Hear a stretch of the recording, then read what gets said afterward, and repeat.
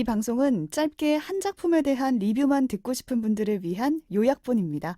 전체 방송에는 더 풍성한 내용이 담겨 있으니까요. 책플릭스 채널을 확인해 주세요.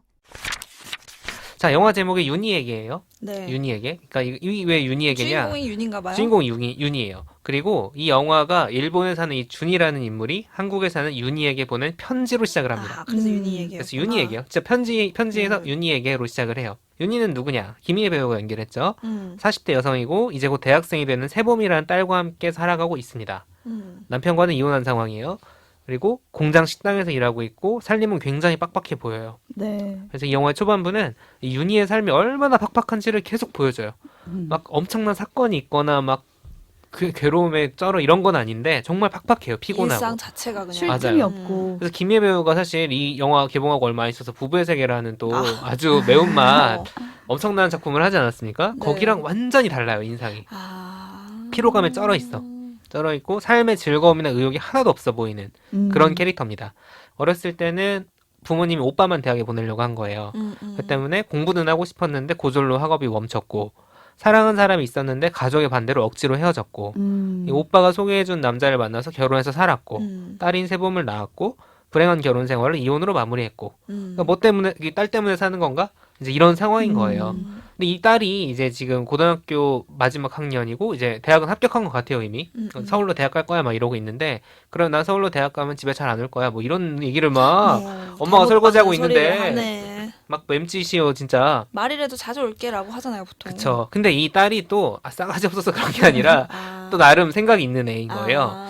딸이 왜 이랬을까? 엄마 행복하게 이제 엄마 삶 살라고? 그런 건데 근데 또 계기가 있어. 뭐냐면은 윤희에게 온 편지를 발견하는 게 딸이에요. 아. 그러니까 일본어로 된 편지가 갑자기 우체통에 꽂혀 있는 거야. 그럼 아하. 신기하지. 좀 신기하죠. 그래서 뜯어봤어. 그걸 읽어봤는데 이 준이라는 일본인이 보낸 편지고 아. 윤희에게 뭔가 다정함이 담겨 있는 편지인 거죠. 그 엄마한테 누가 이런 편지를 그렇지. 보냈을까 이렇게 궁금해지죠. 준이 누구냐? 준이 누군지 궁금해집니다. 근데 이게 배경이 어쨌든 2010년대 동시대로 나오는데 편지를 아 일본에서 그러게요. 이메일로 이메일도 하잖아요. 아니고. 보통. 궁금해지지 않습니까? 네. 준이 누구냐면 이 영화의 시선이 그래서 일본으로 향합니다. 이 영화가 처음에는 한국과 일본을 왔다 갔다 해요.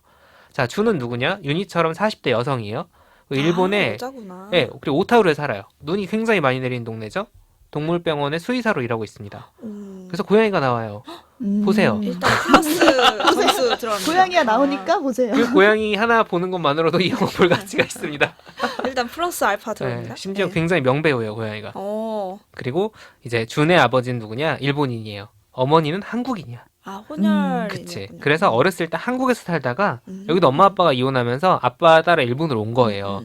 그래서 준의 삶도 이 윤희 못지않게 팍팍한데 이제 계기가 영화에서 보여준 계기는 뭐냐면 아버지가 돌아가셨어요. 오랫동안 좀 서먹하게 지내다가 돌아오는 길에 친척 젊은 놈 하나가 40대 자기 이모잖아. 이모 같은 급인데 왜 결혼을 안 하냐. 갑자기 대놓고? 내가 누구 소개시켜줄까요? 막 이런 얘기를 막 해요. 그러니까 자기는 또 장난스럽게 한다는 그런 것 같은데 막 듣고 있자니까 또 막 머리가 아픈 거야. 그래서 사실 이게 윗사람이 아랫사람한테 하는 얘기도 아니고 명절 잔소리 같은 느낌은 아니긴 하잖아요. 대체 왜 준은 저걸 듣고 저렇게 스트레스를 받을까? 뭔가 준의 그동안의 삶에서 뭔가 마음속에 어둠 같은 게 있는데 그게 뭔지가 되게 궁금해지는 거죠.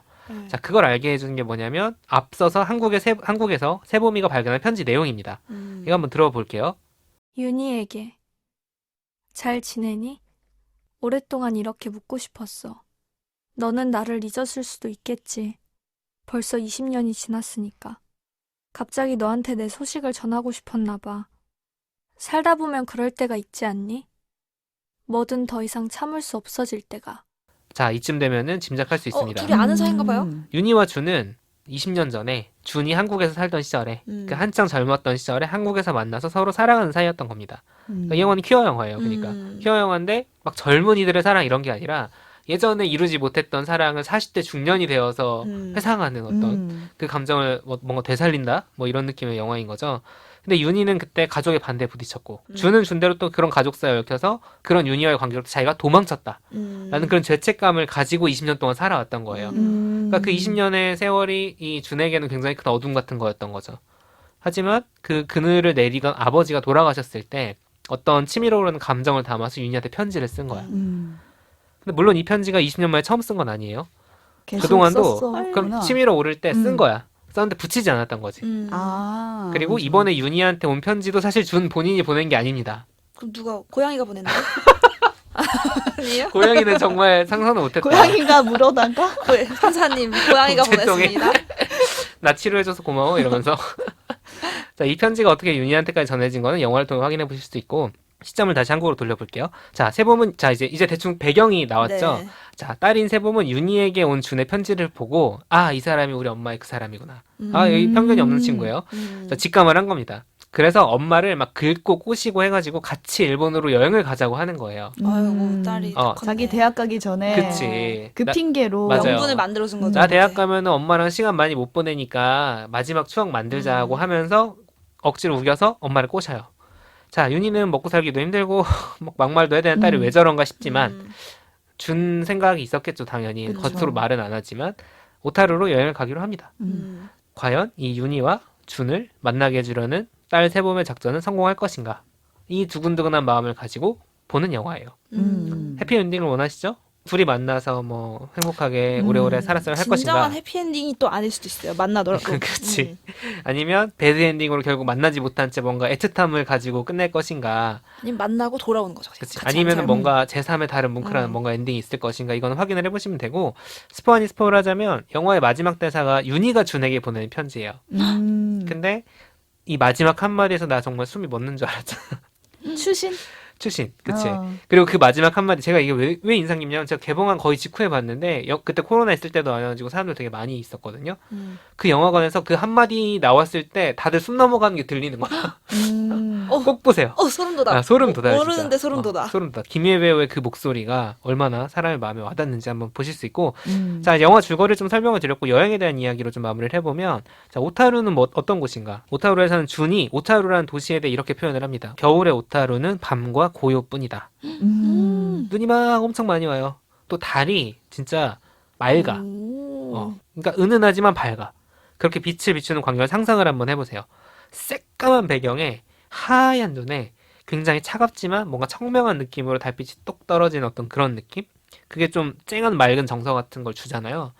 윤희도 준도 어떤 폭풍 같은 성질을 가졌다거나 왜냐면 윤희는 딸이 그렇게 막 막말할 때도 더 하고 말아. 무덤덤해요.